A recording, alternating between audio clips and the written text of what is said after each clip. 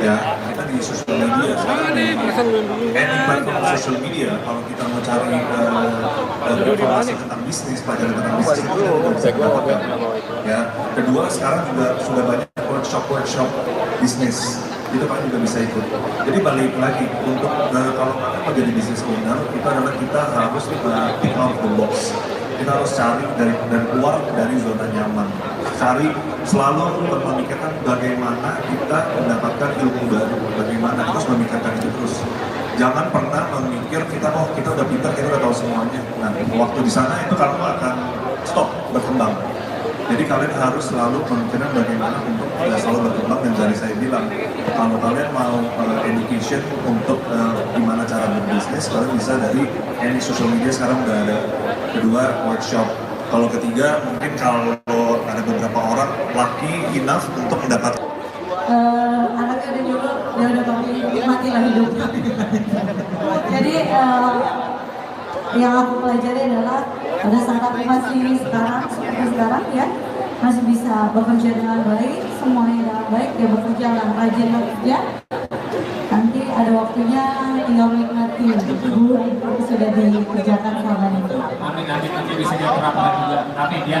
Ju, ada nggak mentor bisnis ya, sosok atau orang itu atau siapa, boleh di-share? Saya sama sih, dari bapak saya, karena dari dulu dia juga perintis ya. Dia udah mulai kerja tuh dari umur 17 tahun. Terus diajarin aja ya, kalau message yang saya berikan ke dia, nomor satu adalah ya kalau kamu mau hidup yang kamu mau, yang nyaman, itu kita perlu kerja keras. Kedua, di bisnis tidak ada yang instan, semuanya perlu proses. Ya, biasanya yang instan itu tidak sustainable. Jadi kadang-kadang kita tuh jangan lihat orang-orang lain, kok enak banget ya, mereka cepat ini ya, cepat itu kok gampang ya. Kalian tuh mendingan fokus sama kalian di bisnis gitu. Jangan lihat, selalu kan ada kata-kata the grass is always greener on the other side. Itu emang kata-kata dari orang zaman dulu gitu. Terus kalian mau coba-coba, aku coba ikutin lah, kalian coba. Di orang itu mungkin sukses yang mereka kerjain, kalau kalian kerjain itu nggak tentu.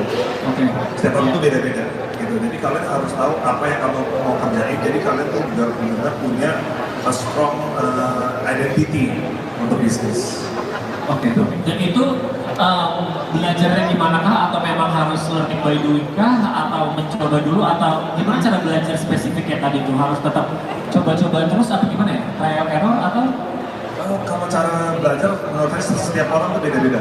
Ya, kalau saya personally, I learn by doing gitu. Saya tuh lebih cepat menangkap kalau saya di lapangan itu kerjain. Cuma kalau saya dikasih tahu tuh, ya mungkin masuk beberapa persen. Cuma kalau benar-benar mau ngerti banget, itu saya 100%. Dan kalau di bisnis tuh, kalau kalian salah atau gagal, itu hal yang normal.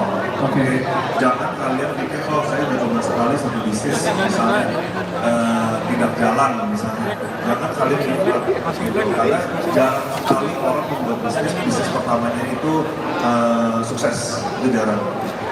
Ada, cuman balik lagi kalau kita lihat dari history dari orang-orang yang paling sukses, yang mereka paling sukses itu pengalaman kerja mereka, pengalaman bisnis mereka itu udah sangat banyak, dan makanya mereka bisa jadi seseorang yang sampai sekarang.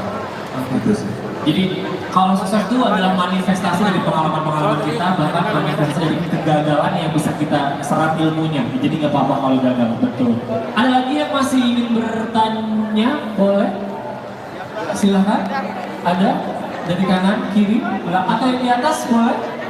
Mumpung kita masih buka sesi pertanyaan tentang bisnis, boleh, tentang tips and trick, boleh. Aku nanya ke Mbak Tika lagi deh.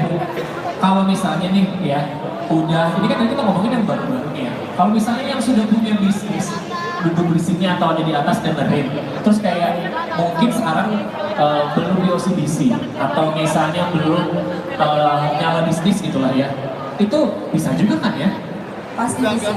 Kutip memindahkan atau mengalokasikan itu bisa banget dong ya?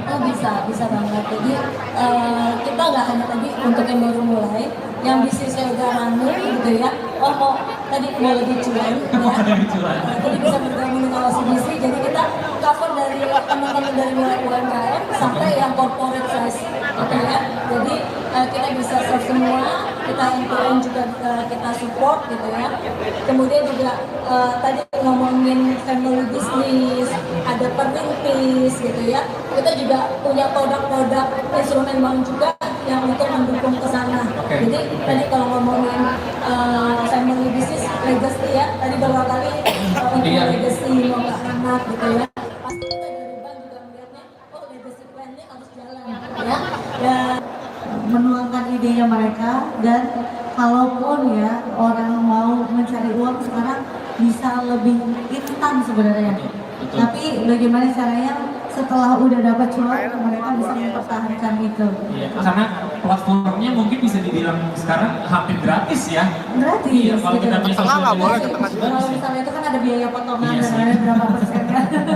Itu kadang soalnya kalau pebisnis yang awal mula mereka nggak tahu kan ada potongan ABC-nya itu. Nah itu yang harus dihitung juga, dimasukin ke biaya mereka. Jangan sampai mereka salah itu akhirnya jadinya rugi gitu loh. Betul, karena kan apalagi setiap e-commerce tuh ya punya peraturan dan punya potongannya masing-masing. Benar. Ya, tapi enaknya sudah bisa kita aksesnya lebih mudah, lebih gampang. Gitu ya. Nah sekarang kan maksudnya mereka mau menjualkan, memperkenalkan produk mereka lebih gampang juga gitu. Asal ada keinginan, tekad, rajin.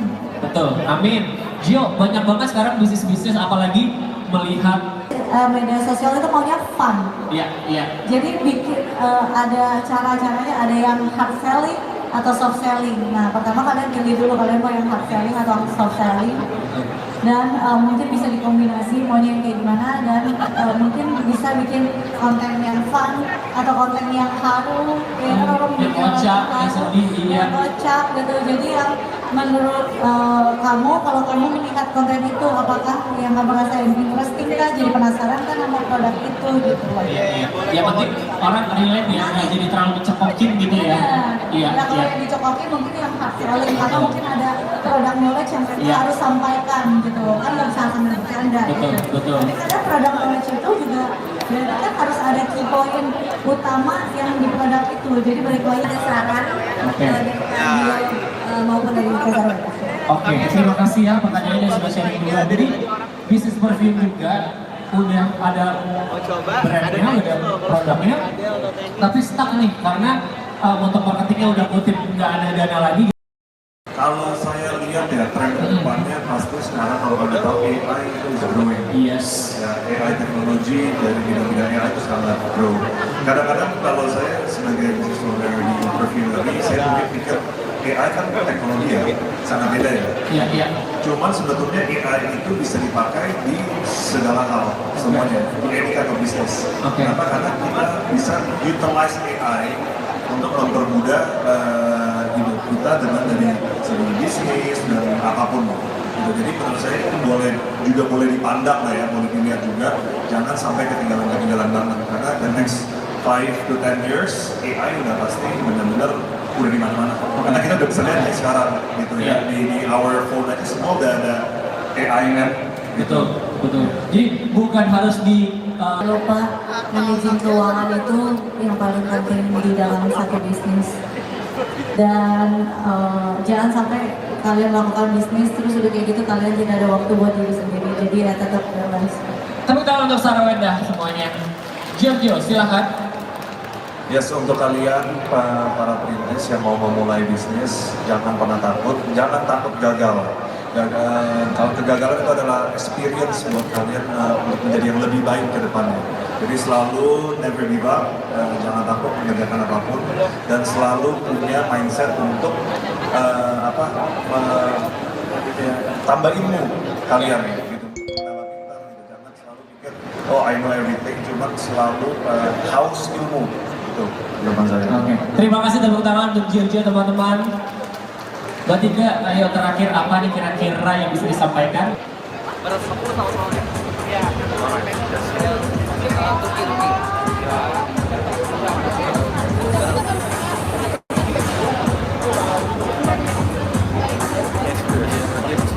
Perhatian, informasi untuk sesi selanjutnya. kursi di sebelah kiri dari teman-teman atau sebelah kanan kalau di atas panggung ya, itu adalah kursi khusus teman-teman media.